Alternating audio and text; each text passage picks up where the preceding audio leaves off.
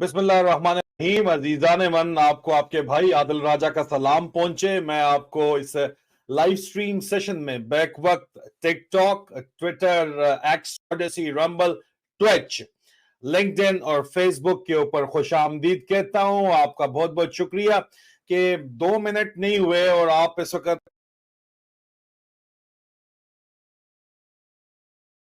कई सौ की तादाद में कलेक्टिव फिगर्स जो है वो 350 अभी आप बैठे हुए हैं। वीडियो यहाँ पे अवेलेबल होती है, देखी जाती है। बहुत बहुत शुक्रिया आप लोगों की मोहब्बत का। ये बहुत जरूरी है कि मैं जो है वो आपको अपडेट्स जो रेगुलर देता हूँ, उसके अंदर जो रेगुलर अपडेट है, आज थोड़ी डिस्कशन ये करनी है कि यार गद्दार असल में है कौन, जरा मुझे ये तो बताएं। ये जरा देखिए, ये किताब है, ये एंगर मैनेजमेंट के ऊपर किताब है। ये साबिक भारतीय हाई कमिश्नर है अजय बसारिया ने वैसे तो ये किताब पाकिस्तान और भारत की फरवरी 2019 की कशमकश के गिर्द ये लिखी है, लेकिन इसमें इन्होंने एक बात जो अहम तरीन की है, जो हमसे रिलेटेड है, वो ये है कि जिस वक्त आसिम मुनीर DGISI था, तो वो अहम तरीन जो है वो मामलात, अहम तरीन जो इंफॉर्मेशन है वो इंफॉर्मेशन देता रहा है बाकायदा तौर के ऊपर हिंदुस्तान को, रॉ को। और अभी आपने देखा है हाल ही में यहाँ पे बाकायदा तौर के ऊपर रॉ खुलेआम पाकिस्तान में जिस मर्जी को चाहती है उठाती है, जिस मर्जी को चाहती है मार देती है। ये सिचुएशन आपके सामने बड़ी खुल के आप सामने आई हुई है। तो ये जो सिचुएशन है इसके अंदर, ये तो आप मुझे बताएं ना कि एक तो ये भी कहा जा रहा है कि यही वजह है, हो सकती है कि हिंदुस्तान ने जो नवाज शरीफ है उसने हिंदुस्तान के कहने के ऊपर आसिम मुनीर को आर्मी चीफ लगाया, क्योंकि पहले से उनके आगे लेटा हुआ था, उनकी इंफॉर्मेशन दे रहा था। तो फिर गद्दार कौन है? और मैं फिर बार बार यही सवाल करता हूं कि अगर यार अखंड भारत तुम लोगों ने बनाना था तो जरूरत क्या पड़ी हुई थी फिर इतना ज्यादा जानों की कुर्बानी देने की और ड्रामाबाजी करने की? और अब भी ये चाहते ही हैं कि बांग्लादेश में जिस तरह फौज को इस्तेमाल करके रॉ है वहां पे मेजर से ऊपर प्रमोशन, ये वहां पे मैं नहीं कह रहा, वहां पे मैं इसके ऊपर बेताशा प्रोग्राम्स कर चुके हूँ, आपको पुराने मिल जाएंगे काउंटर स्ट्राइक नामी प्रोग्राम के अंदर। बांग्लादेश के अपने सीनियर ऑथर्स कहते हैं कि जनाब हमारे यहाँ जो बांग्लादेश आर्मी की पोस्टिंग है वो मेजर से ऊपर रॉ की क्लियरेंस के बगैर नहीं हो सकती। तो लगता है पाकिस्तान को भी उसी मॉडल के ऊपर चलाना चाहते हैं कि जी मेजर से ऊपर प्रमोशन रॉ की क्लियरेंस के बगैर नहीं होगी। और ये तो पैसे और डॉलर के आगे जो लेट जाने वाली कौम है, ये वहां भी राजी हो जाएगी अगर बांग्लादेश वाले राजी हो गए हैं तो। और उनको फिर दोबारा फौज के जरिए कंट्रोल किया जा रहा है। वहां की जो मकबूल तरीन पार्टी है BNP, उसको इलेक्शन में हिस्सा ही नहीं लेने दिया जा रहा। और यहाँ पे भी PTI को जिस तरह तोड़ा जा रहा है, अंदर से खरोदा जा रहा है, दीमक की तरह चाटा जा रहा है, वो भी आपके सामने है। मकबूल तरीन लीडर को जेल में बंद किया गया है और वो जाहिर बात है उसकी एक इंटरनेशनल स्टैंडिंग है जिसकी वजह से इमरान खान को अभी तक ये मार नहीं पाए। कोशिश इनकी बड़ी है लेकिन ये कर नहीं सकते क्योंकि हजारों ख्वाहिशें ऐसी। लेकिन हालात इस वाज़ेह तौर के ऊपर ये आपको नजर यहाँ पे आ रहे हैं कि ये बिल्कुल जिस जो बांग्लादेश का मॉडल बनाया गया, बांग्लादेश की फौज को इस्तेमाल करके बांग्लादेश के ऊपर भारत का की इजारादारी का जो मॉडल है, वो मॉडल अब पाकिस्तान की तरफ आ रहा है। और पाकिस्तान फौज जो फूंफ फां बड़ी करती थी, वो अब हिंदुस्तान के आगे कश्मीर के मामले पे उन्होंने सौदा कर लिया। करतारपुर तो अच्छी बात है, खुलना चाहिए और peace is the logical way forward. मैं कभी भी ये नहीं कहता कि भारत के साथ हमारा अमन नहीं होना चाहिए, लाजमी होना चाहिए। बॉर्डर खुलने चाहिए, सब कुछ फ्री मूवमेंट होनी चाहिए। आपको ये झगड़े जो है खाम खा के खून का जो ये जो आपने आपस में दुश्मनियां जो पैदा की हुई है, ये खत्म होनी चाहिए। Peace is the logical way forward, इसमें तो कोई शक नहीं है, कोई दो राय नहीं है। हैविंग सेड दैट, इसका ये मतलब तो नहीं है कि आप लेट उठे होके भारत डेमोक्रेसी के मजे करे और हमारे सर पे फौज मुसल्लत रहे जिस तरह 76 साल से मुसल्लत है, और हम तरक्की ना कर पाए क्योंकि हकीकी जमहूरियत हमारे पास नहीं है। और क्योंकि भारत में हकीकी जमहूरियत है तो भारत जो है वो तरक्की भी कर रहा है और जारादारी खित्ते की भी काबू कर रहा है, क्योंकि अमेरिका उसकी बैक के ऊपर है। और अमेरिका ने जो है वो एक उसके साथ स्ट्रेटेजिक अलायंस बनाया हुआ है ना, स्ट्रेटेजिक अलायंस, क्योंकि वो चाइना को काउंटर करना चाहते हैं। और क्योंकि अमेरिका जमहूरियत को सपोर्ट करता है तो जमहूरियत भारत के अंदर है, तो वो आंखें दिखाते हैं, अमेरिका को भी आंखें दिखाते हैं, बरतानिया को भी आंखें दिखाते हैं। उनको किसी ने क्या बरतानिया में कहा कि भाई ये चांद पे इनके मिशन जा रहे हैं इनके, तो इनको क्या जरूरत पड़ी है ये चंदा देने की, एड देने की? नहीं देना। तो अगले चढ़ दौड़े इनके ऊपर, उनको कहते हैं जी हमें हमारा जो वो हीरा है मलका ने पहना है वो भी यहाँ से लूटा है, हमारे मुल्क को लूटा गया है, तो पैसे वापस। इस तरह की बातचीत सिर्फ वो मुल्क कर सकता है जिसमें जमहूरियत होती है।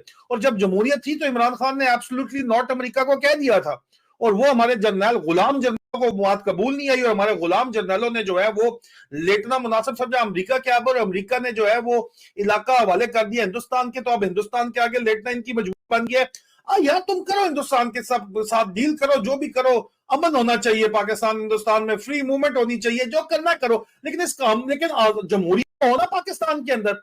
अगर हकीकी आजादी और हकीकी जमहूरियत ही नहीं होगी, जिसकी वजह से इकोनॉमिक प्रोग्रेस होती है, जिसकी वजह से आजादी इंसान को मिलती है, जिसकी वजह से बुनियादी इंसानी हकूक मिलते हैं, अगर वो ही सिरे से नहीं होगी तो फिर हमने क्या अचार डालना है भारत का, और उनके आगे इन जर्नलों का अचार डालना है, इतने बड़े बड़े मेडल लगा के जो हरामखोर हैं ये भारत के आगे लेट के इनके तलवे चाट रहे हैं, जिस तरह बांग्लादेश में हो रहा है। मैं मजाक नहीं कर रहा हूं, मैं इसमें बड़े डिटेल प्रोग्राम 3-4 साल पहले से शुरू कर चुका हूं।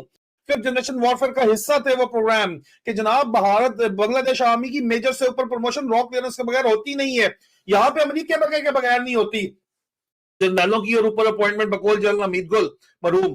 तो यहाँ पे अब जो है वो अमेरिका की जगह, जब अमेरिका 7 समुद्र पार है, जब आप अपने टबर नेबर्स को सारी पावर दे देगा जो कि देना चाह रहा है, क्योंकि यहाँ आप जमहूरियत चाहते ही नहीं है ना, या तो लोगों की पावर से एक जो हुकूमत खड़ी हो तो बराबरी की सतह के ऊपर वो सुलह करे, बराबरी की सतह के ऊपर कारोबार करे, बराबरी की सतह के ऊपर जफियां करे, पपियां करे, जो मर्जी करे भाई, सानू नहीं प्रॉब्लम, ठीक है। लेकिन हमें मसला उस वक्त है जब आप हमारे सर के ऊपर इन जर्नलों को मुसल्लत कर रहे हैं। पहले अमेरिका से ब्राइब्स ले रहे थे, अमेरिकन खुद कहते हैं, मैं नहीं कह रहा, अब ये ब्राइब्स लेंगे हिंदुस्तान से और ये हमारे सर के ऊपर चढ़ेंगे, और हिंदुस्तान तो बिल्कुल साथ बैठा हुआ है, वो मेजर से ऊपर कहेगा कि जी अभी हमारी क्लियरेंस के बगैर मेजर से ऊपर प्रमोशन नहीं होगी क्योंकि बांग्लादेश आर्मी में नहीं होती। और ये इतने बेगैरत हैं ये डफर्स, गैरत का तो ये सौदा कर चुके हैं ना, इतने बेगैरत मान जाएंगे आखिरकार, क्योंकि भाई इनको अपने डीएचए देख रहे हैं, इनको अपने डीएचए में स्प्रोलिंग जो भी डीएचए 5 में लेटेस्ट बाय द वे बन रहा है, गोल्फ कोर्स बन रहा है, इन्होंने गोल्फ कोर्स देखने, पानी उधर है कोई नहीं, लेकिन पूरे इलाके का पानी चोरी करके गोल्फ कोर्स के ऊपर लगाया जा रहा है। खैर पूरे पाकिस्तान का यही किस्सा है, इन्होंने अपने डीएचएस, गोल्फ कोर्सेज, बिजनेस इनकॉर्पोरेशंस देखने हैं, इनको क्या लगे पाकिस्तानी रगड़ा खाते हैं तो खाते हैं, और ये उसी वक्त सूरत में कर सकते हैं जब इनकी हुक्मरानी पाकिस्तान के ऊपर होगी। अगर हकीकी आजादी पाकिस्तान में, हकीकी जमहूरियत आ गई तो आप बताओ ये किस तरह इसको मामलात को चला सकेंगे, सवाल ही नहीं पैदा होता। लेकिन अगर हमने यही करना है तो हम क्यों भारत से, what India need to understand is, what Bharat needs to understand and through what US needs to understand is, उनको ये बात समझनी चाहिए कि भाई हमें अगर डेमोक्रेसी, रियल डेमोक्रेसी नहीं मिल रही और हमारे जर्नलों को तुमने बांग्लादेश की तरह काबू करके जो है कोडा पूरी कौम को करके रखना है, और तुमने हमारी कौम को जो है छूत समझ के जो है वो चलने देना, जिस तरह इन्होंने शूदर, ये कहते हैं जी हिंदुस्तान में शूदर मुदर, और शूदर तुम लोगों ने, तुम जर्नलों ने शूदर इस कौम को समझा हुआ है, इस फौज के अफसरों को, जूनियर ऑफिसर्स को, इस फौज के जवानों को तुमने शूदर समझा हुआ है, इस कौम की तवक्कात को, उम्मीदों को तुमने शूदरों की तवक्कात समझा हुआ है, उम्मीदें समझा हुआ है। तुम लोग सब आसमान के ऊपर चढ़े हुए हो, तुम लोग आजाद होने ही नहीं देते सिरे से इस मुल्क को। जब तुम लोग आजाद होने नहीं देते और तुम चाहते ये हो कि तुम्हारा ये कब्जा जारी रहे, जिस तरह मर्जी जारी रहे, इसलिए अब तुम, अमेरिका ने स्ट्रेटेजिक अलायंस भारत से किया, तो तुम भारत के आगे बैठे हुए। आसिम मुनीर ये किताब में लिख दिया ना, ये मैंने थोड़ी लिखी है किताब, आप मुझे बताओ, या तो कहो आदिल राजे ने किताब लिखी हो और आदिल राजे ने कहो कि आसिम मुनीर ने इस किताब के अंदर जिक्र उसने कि जी हमें आसास सीक्रेट इंफॉर्मेशन देता रहा, ये आसिम मुनीर पाकिस्तान की ये देता रहा, तो ये फौजी जर्नल है ना, ये सारे राजी हैं। बाजवा ने से पहले यही काम किया है। बाजवे का बॉस कांगो के अंदर कौन था भाई? बाजवे का बॉस कांगो के अंदर इंडियन आर्मी चीफ बाद में लगा जाके वो था, और थ्रू आउट उसके साथ थ्रू था। और जब आप लोगों ने खुद अपनी सौदा कर ली है तो और उसके बाद चलो ठीक है भाई, अमन, हमें भी अमन चाहिए, हमें भी भारत से अमन चाहिए, हमें खित्ते में अमन चाहिए, लेकिन हमें उससे पहले हकीकी जमहूरियत, इंसानी हकूक चाहिए, जो कि हिंदुस्तान में किसी हद तक बहरहाल है, क्योंकि डेमोक्रेसी है। शूद्रों को भी अपने लोग जो है वो करने की इजाजत है। Don't mind my words, I am sorry to say scheduled caste, special caste, whatever, please don't mind my words. I don't want to say, Islam में सब बराबर, हम सबसे मोहब्बत करते हैं, हमारे लिए कोई भी जो है वो जात पात का निजाम हमारे कोई भी नहीं है। एक ही सफ में महमूद और रियाज खड़े होती हैं, ठीक है, लेकिन मसला ये है कि यहाँ पे सब के सब ये बेगैरत जो है, ये जर्नैल जो है, ये खुद अपने आप को तो महमूद समझते हैं, लेकिन ये पूरी कौम को अयाज इन्होंने बनाया, लेकिन सफ में खड़े नहीं होते, एक कभी भी नहीं खड़े होते। आप मुझे बताओ, बगैर सिक्योरिटी के ये अपने जवानों और अपने अफसरों से नहीं मिलते, तो ये एक सफ में किस तरह खड़े होंगे? और अगर इन्होंने हिंदुस्तान के आगे लेटना ही है, उल्टा हो पतलूने उतार के, पहले भी लेटे थे कतर में, दोबारा लेटने हैं, तो पूरी कौम का क्या कसूर है बाबा? हम भी अमन चाहते हैं, लेकिन हम साथ जमहूरियत भी चाहते हैं।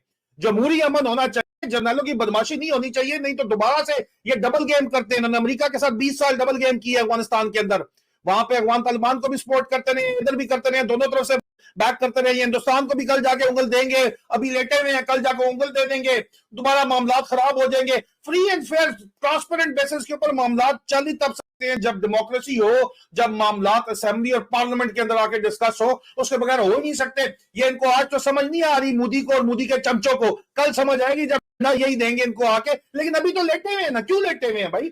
हमें नहीं, हमें कबूल नहीं है सारे का सारा काम। और मोदी समझता है नवाज शरीफ को लाके, उसकी बात कर लेते हैं, नवाज शरीफ लाके जो है ये सारे का सारा काम मोदी समझता कि चल जाएगा। मुझे आप एक बात बताओ यार, कि अभी तक आपको लगता है कि मतलब, मैं माजरत चाहता हूं, ये टिकटॉक वाला मेरा कैमरा है, इसको मेरा जरा हिल गया, मैं एडजस्ट कर लूं and then I will continue. I am really sorry for this. हुन ठीक है। टिकटॉक वाले जो है ना वो भी इंपॉर्टेंट है, बहुत ज्यादा लोग, आपको समझ नहीं है। जी बिल्कुल। मैं आपको एक बात बताता हूं, ठीक है? आप मुझे जो भी अभी तक मैंने प्रेमाइस दिया है, आपको मेरी आवाज ठीक आ रही है? मुझे कमेंट्स में बताइएगा, कमेंट्स में मेरी आवाज आपको ठीक आ रही है? टिकटॉक वाले प्लीज, आपके अलग स्क्रीन है, ये मेरे पास 6 स्क्रीन अलग है, मुझे बताइएगा आप लोगों को आवाज कंफर्म आ रही है? मैं जरा मामला जरा आगे लेके जाना चाहता हूँ।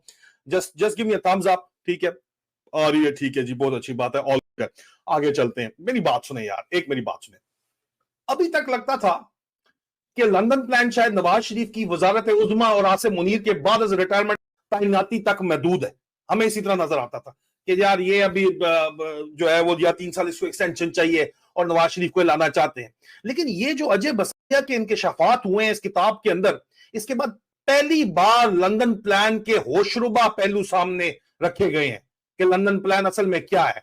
इसको किसी किस्म का कोई शक नहीं होना चाहिए। सबसे पहले आपको मैं बताता हूं कि लंदन प्लान जो है, इसका मास्टरमाइंड नवाज शरीफ है कौन, इसके ऊपर बात करते हैं ना। बार बार जो है आप ड्रामेबाजी कर रहे हैं और नवाज शरीफ की रिप्रेजेंटेशन के लिए तमाम आपने जो तवायफें बैठाई, सहाफती तवायफें बैठाई हुई हैं, और वो नवाज शरीफ के नारे बड़े बड़े मार रहे हैं। और नवाज शरीफ को नौकर जो काजी फराड ईसा है, उसने भी फ्री चिट दे दी, हमें पहले ही पता था देगा। उसने इलेक्शन, उसकी तैयार नायली भी खत्म कर दी है। अच्छा, सबसे पहले आपको बताते हैं कि जी लंदन प्लान का मास्टर प्लान जो बब्बू भट्ट है, नवाज शरीफ है, वो है कौन? नवाज शरीफ वो शख्स है जिसने अलल ऐलान कहा कि फौज कारगिल में फौज ने भारत को छुरा गोंपा पीछे से। अलग ऐलान इसने कहा, इसीलिए लाना चाहते हैं ना इंडियंस नवाज शरीफ को, और किसी लेके आना चाहते हैं। और अगर लाना वो चाहते हैं तो उसको सपोर्ट कौन कर रहा है? यही आर्मी चीफ, इसी आर्मी का चीफ सपोर्ट कर रहा है ना। अब आलचू तो नहीं नवाज शरीफ आ रहा है ना जी, यही लेके आ रहा है ना। इसने अलल ऐलान कहा था कि फौज ने कारगिल में भारत को छुरा गोंपा। ये बेगैरत जर्नैल किस तरह भूल जाते हैं ये बात, आप मुझे बताएं।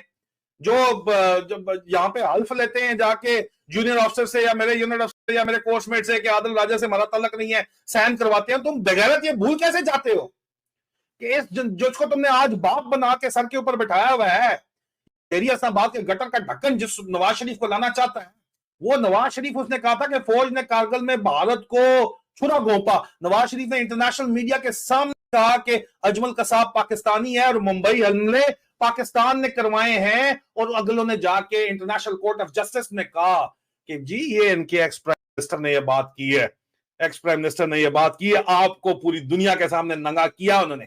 ठीक है, क्यों? क्योंकि नवाज शरीफ ने यह बयान दिया था, बब्बू भट्ट ने बयान दिया है, तो आपके सामने सब कुछ है। जो भी, मैं आपको सिर्फ ये बता रहा हूं कि है कौन Nawaz Sharif, why is he being supported by BJP, why BJP says कि हमारा पॉलिटिकल कैपिटल लगा हुआ है इसके अंदर।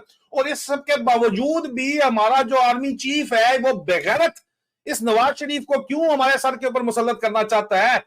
फेयर इलेक्शन क्यों नहीं करवाते? इमरान खान भी भारत से पीस चाहता है भाई, इमरान खान भी कहता है कि भारत के साथ पीस होना चाहिए, लेकिन वहां नहीं जाना क्योंकि वो डिक्टेशन नहीं लेता। वो कहता है टर्म्स में बात करेंगे, ये कहते हैं नहीं, कोडे होके पुठे होके पतलूने उतार के हम इंडिया के आगे लेटेंगे 1971 की तरह, हमने बाज नहीं आना। असल तो कहानी ये है, नवाज शरीफ शख्स है जो सजन जंदाल से और मित्तल से खुफिया मुलाकातें करता रहा है, ठीक है ना। ये बात रिकॉर्ड के ऊपर है। नवाज शरीफ ने नेपाल में शॉर्ट कॉन्फ्रेंस में दफ्तर खारजा और सलामती मिलिट्री सेक्रेटरी के इल्म में लाए बगैर मोदी साहब से जो है वो खुफिया मुलाकात की थी। आप मुझे बता दें ठीक है, उन्होंने मोदी से खुफिया मुलाकात की थी। नवाज शरीफ वो शख्स है जिसके लिए मोदी अफगानिस्तान से बगैर वीजे बगैर दावत लाहौर लैंड किया और इनके घर गया और उन्होंने स्पेशल पकवान खाए, जपियां पपियां करते हुए नजर आए आपको। बट बरादरी वहां पे बब्बू बट पार्टी सारी सारी नवाज शरीफ एंड मोदी एंड अजित डोवाल, वाह जी वाह, जिसको पेपर टाइगर जिसको सुपर स्पाई उन्होंने बनाया हुआ है, जिन्होंने पाकिस्तान की जो है तिया पांचा निकाला है, बलूचिस्तान से लेके पूरे पाकिस्तान में दहशतगर्दी का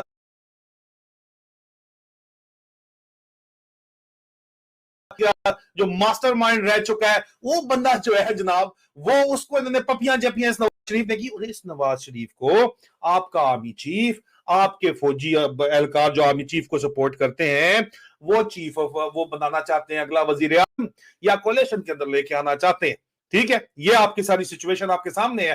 ये नवाज शरीफ तो वही बंदा है, कोई नया तो नहीं आ गया। यानी नवाज शरीफ की जो भारत के साथ मोहब्बत है वो किसी से ढकी छुपी हुई नहीं है, लेकिन जहां भारत और पाकिस्तान के मफादात टकराए, नवाज शरीफ ने पाकिस्तान के मफादात बंद कर दिए, लेकिन भारत को आंच नहीं आने दी। यहां पे नवाज शरीफ डार्लिंग है भारत की, क्योंकि इमरान खान या कोई और वो इक्वल कहते हैं जी, भारत से हमने अमन भी करना है, हमें ये नहीं टेररिज्म भी, एंटी टेररिज्म भी हम करेंगे, टेररिज्म का हमने खात्मा भी करना है, हमने आगे मामलात को लेके भी पुरअमन तरीके से लेके चलना है, लेकिन इक्वल टर्म्स के ऊपर।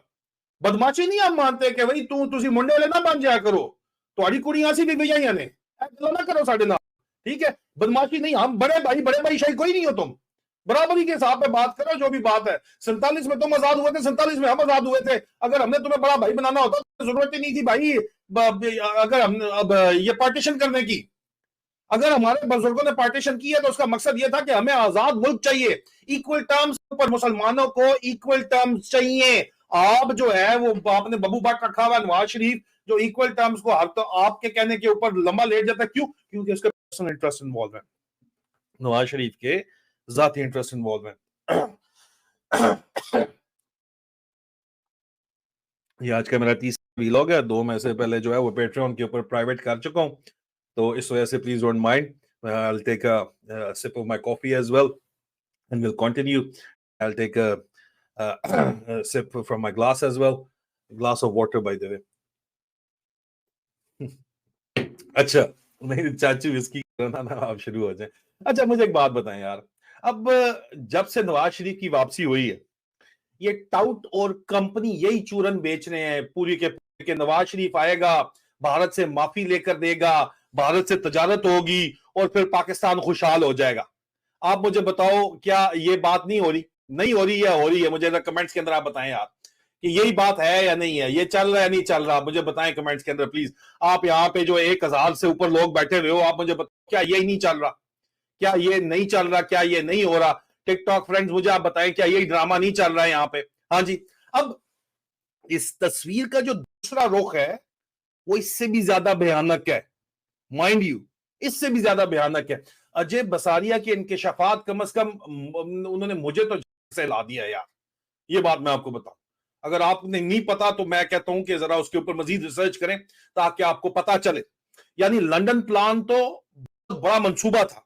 अजय बसारिया के मुताबिक जब आसिम मुनीर डीजी आईएसआई था तो आईएसआई भारत को इंतहाई हसास मालूमात मुहैया कर रही थी। आसिम मुनीर जो है वो भारत के साथ कॉन्फिडेंस बिल्डिंग मेजर्स कर रहा था, सीबीएम कर रहा था। क्यों?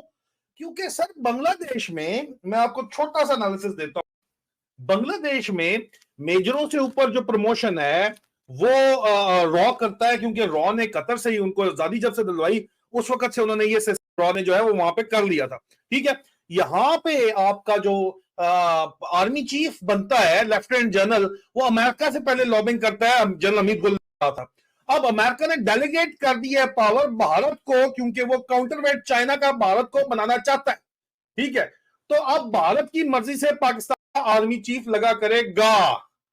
यहां तो बात यह समझ आती है, जब बसारिया के बुक से नहीं आती तो आईएसपीआर जाए ना, इसको बुलाए, नवाज शरीफ बुलाए भारत के चार्ज अफेयर को, उनको कहे चार्ज अफेयर को कि जी प्रोटेस्ट करे, इसके ऊपर मुकदमा करे, इस किताब के ऊपर तो सफारती खत्म करें भारत के साथ प्रोटेस्ट के अंदर कि जी आपने किस तरह कह दिया कि हमारा आर्मी चीफ जो है बैठा हुआ वो भारत को सेंसिटिव इंफॉर्मेशन दे रहा था और कॉन्फिडेंस बिल्डिंग मेजर्स कर रहा था। असल में आपका जो पुराना किस्सा था कि अमेरिका की मर्जी से आपका फौज का चीफ लगता था, अब वाज़ेह तौर के ऊपर भारत की मर्जी से आपका फौज का चीफ लगना है। अगर और नया दुश्मन आप अफगानिस्तान को बनाना चाहते हैं, बाय द वे, नया war on terror, dollar Sharar भी तो कमाना है ना, वो बदा भी तो मारना है, डॉलर भी तो कमाना है। वो अफगानिस्तान में आप नया दुश्मन ढूंढते हैं कि वॉर ऑन टेरर आप नया शुरू करना चाहते हैं अफगानिस्तान में। ये गुडी गुडी है सारा माहौल, और पूरी कौम को, अच्छा चलो यार तुम यारी कर लो, सानू मसला नहीं, आपने पूरी कौम को क्यों फिर फुद्दू लगाया हुआ है? भारत की आंख मैली हो जाएगी, भारतीय आर्मी चीफ परेशान, अगले क्या क्या लगाते हैं भारतीय आर्मी अफसर के सामने बातें करते हो, कहते हैं लेट गया तुम्हारा चीफ, तुम्हारा चीफ तो हमारी मर्जी से लगता है अब, और तुम क्या बातें करते हो? खुदा का खौफ है यार, किसी को फुद्दू लगाने की कोई लिमिट होती है यार, इस कौम को बेवकूफ बनाने की कोई लिमिट होती है। आपने तमाम तर लिमिट्स क्रॉस की हुई है। वो हमारा दुश्मन है भारत, तो उसको हम मार देंगे, हम ये कर देंगे, वो कर देंगे, जज्बा जहाद, अल्लाह अकबर, कमांडोज के टोटल तुम्हारी एसएसजी फलाना टिंगा, टोटल आईएसपीआर के ड्रामे, और ये एसएसजी वाले तो तुमने बिठा दिए आईएसपीआर के अंदर, क्यों बगश? अच्छा, तो आप देखो वो टोटल जो है, वो टोटल आपकी जो जितनी भी जंग है अभी वो मिली नगमे और ड्रामों के ऊपर और फिल्मों के अंदर चल रही है, मैक्सिमम इन्वेस्टमेंट आपकी वहां पे जा रही है। ग्राउंड पे क्या कर रहे हो? खोटा मार किसको रहे हो? अपने लोगों को वॉर विद इन लड़ रहे हो, और क्या कर रहे हो तुम? वॉर एंड टेरर क्या तुमने बनाई हुई है? लोगों को घरों से निकाल के मार देते हो और कहते हो कि ये टेररिस्ट मार दिया हमने नौकरी अपनी सेट करने के लिए। यानी अब हालात ये हैं कि दो भारत नवाज, एक नवाज शरीफ और दूसरा आसिम मुनीर, ये दोनों भारत का जो ग्रेटर प्लान है उसके कारिंदे हैं पाकिस्तान के अंदर। आप बात समझिए, जिस American blessing through a strategic partnership हासिल है, क्योंकि ये स्ट्रेटेजिक पार्टनरशिप चाइना को काउंटर करने के लिए बनाई गई है। चाइना अपने बिजनेस इंटरेस्ट देख रहा है, वो भी आपका सगा नहीं है, वो कहते हैं अपनी कौम अपने आप से जो है सिंसियर नहीं है, तो हम इनसे क्यों सिंसियर हो? नेशनल इंटरेस्ट नेशन को देखना पड़ता है, नेशनल इंटरेस्ट किसी का आके नहीं आपके ऊपर इन्फोर्स करता। और ये तमाम की तमाम चीज जो है ये जुड़ी हुई है खुददारी के साथ, खुदी के साथ ना। आप 75 साल पहले इस मुल्क के पास 5 दरिया थे, इस मुल्क के पास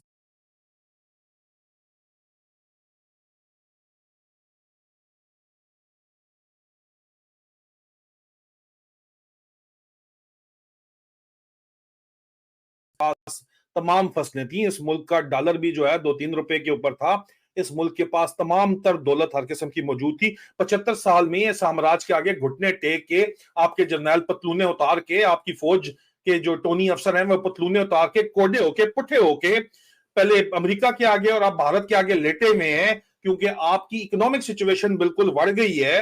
क्यों बढ़ गई है? कभी आपने इसके ऊपर सोचा, कभी गौर किया?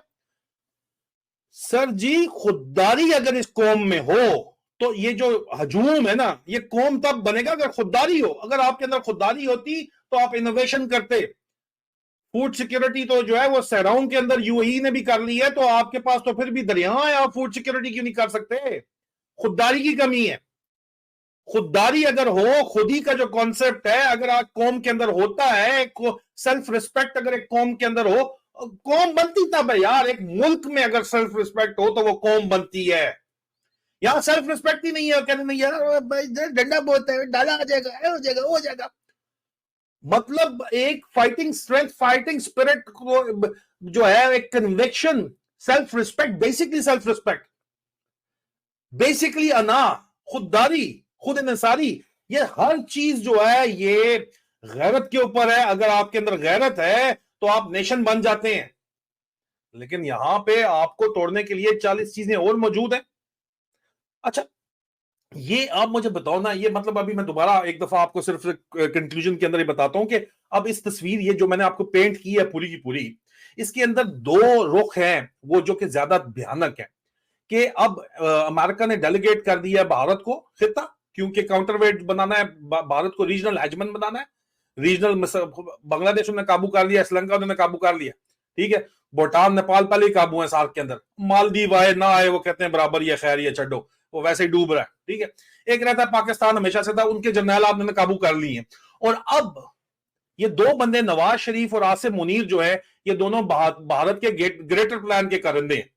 लंदन प्लान सिर्फ आसिम मुनीर की तैनाती, एक्सटेंशन और नवाज शरीफ के इक्तदार तक वापसी तक महदूद नहीं है। ये वाज़ेह नजर आ रहा है। ये कश्मीर को दफन करने, पाकिस्तान को भारत की तफैली रियासत बनाने का मंसूबा है ये जो इस वक्त है। और मेरे मुंह में खाक अगर आसिम मुनीर या फौज इसकी तरदीद नहीं करते और भारतीय हाई कमिश्नर से जवाब तलबी नहीं करते तो ये निहायत संजीदा मामला है। और खुदा ना खास्ता अगर ये मंसूबा वाकई कहीं मौजूद है और बजाय जिस पर रफ्ता रफ्ता अमल हो रहा है तो फिर पाकिस्तान का अल्लाह ही हाफिज है।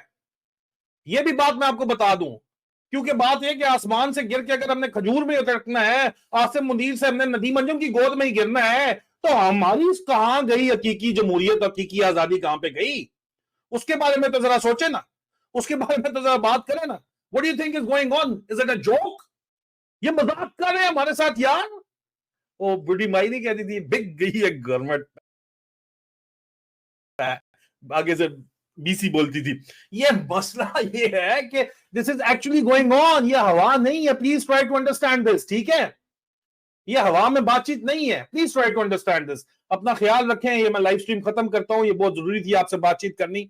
ये आधा घंटा प्लीज इसके क्लिप्स बनाएं और इसके ऊपर बात करें। ये बात होना बहुत जरूरी है। बहुत बहुत शुक्रिया। पाकिस्तान जिंदाबाद जी।